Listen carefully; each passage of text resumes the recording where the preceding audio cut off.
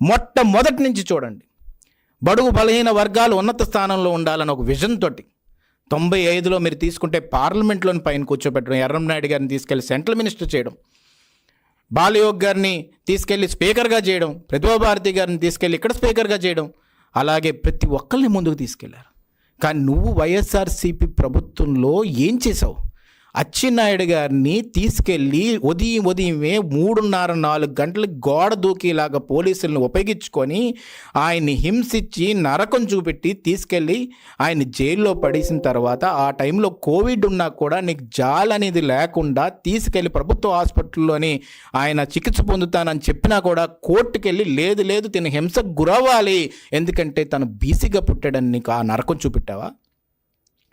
రామతీర్థంలోని చంద్రబాబు నాయుడు గారు అక్కడ రాముడి దగ్గర ఉన్న సందర్భం ఆ విధంగా జరిగిందని చెప్పేసి అక్కడికి వెళ్ళి మేము కూడా ఆయనతో పాటు ఉన్నాం. ఆ రోజు వాళ్ళందరూ ర్యాలీలో వెళ్తుంటే లారీలు అడ్డంగా పెట్టి ఎప్పుడూ లేని విధంగా ఉత్తరాంధ్రలో బీసీలందరినీ కూడా ఓచకోత కోయాలని చెప్పి ఆలోచించి ఆ రోజు ఫ్యాక్షనిజం రాజకీయాన్ని చూపెట్టి కళా వెంకట్రావు గారి మీద, ఒక బీసీ నాయకుడి మీద తీసుకెళ్ళి మర్డర్ అటెంప్ట్ కేసు తీసుకెళ్ళి ఆయన మీద ఉన్న గౌరవం అయినా నీకు ఉండాలి కదా, తీసుకెళ్ళి రాత్రి తీసుకెళ్ళి జైల్లో పెట్టించేవే. ఆ సందర్భం మర్చిపోయావా?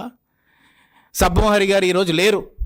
ఆయన మీద ఉదయం వెళ్ళిపోయి గోడ పగలగొట్టి ఇష్టం వచ్చినట్టు ఆయన్ని హింసించాలని ఆలోచించేవే, మానసికంగా హింసించేవే. ఆ సందర్భం మర్చిపోయావా? ఎంత అట్రాసిటీస్, ఇంత దారుణమైన రాజకీయం వైఎస్ఆర్సీపీ సమయంలో చేసి ఇప్పటికీ నేను ఒకటి గుర్తు చేయాలి మీ అందరికీ. ఎంత చులకన భావం అంటే, కార్పొరేషన్స్ అనౌన్స్ చేసినప్పుడు ఇదే మంగళగిరి దగ్గర ప్రమాణ స్వీకారాలు పెట్టారు బీసీలకి. పెట్టినప్పుడు అందరినీ పిలిచి అక్కడ ఫుడ్ పాయిజన్ అయినప్పుడు వాళ్ళందరినీ ఇక్కడ ఇదే ఎన్ఆర్ఐ హాస్పిటల్కి తరలిచ్చారే. ఆ రోజు నువ్వు ఇంకోళ్ళు అయితే నువ్వు ఆ విధంగా చేస్తావా? నువ్వు ఒక్కటి ఆలోచించవలసిన అవసరం ఎంతైనా ఉంది.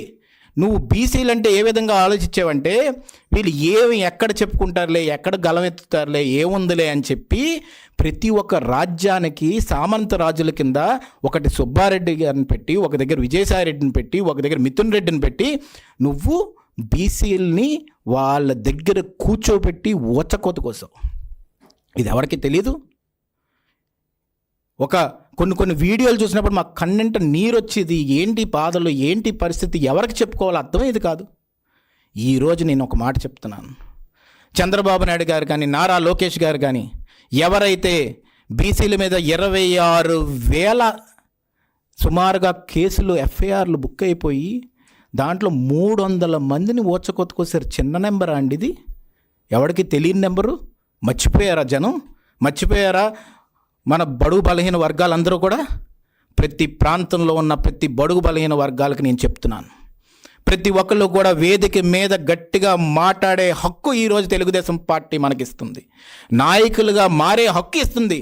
సుమారుగా మనకి ఈరోజు ఇన్ని వేల పొజిషన్స్ మనకి రాజకీయంగా ముందుకు తీసుకొచ్చి 54,000 మంది లీడర్స్ అవుతారండి ఇప్పుడు ఈ ఎలక్షన్స్లోని.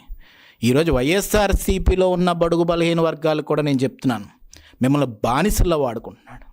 ఇష్టం వచ్చినట్టు మాటలు ఇచ్చాడు.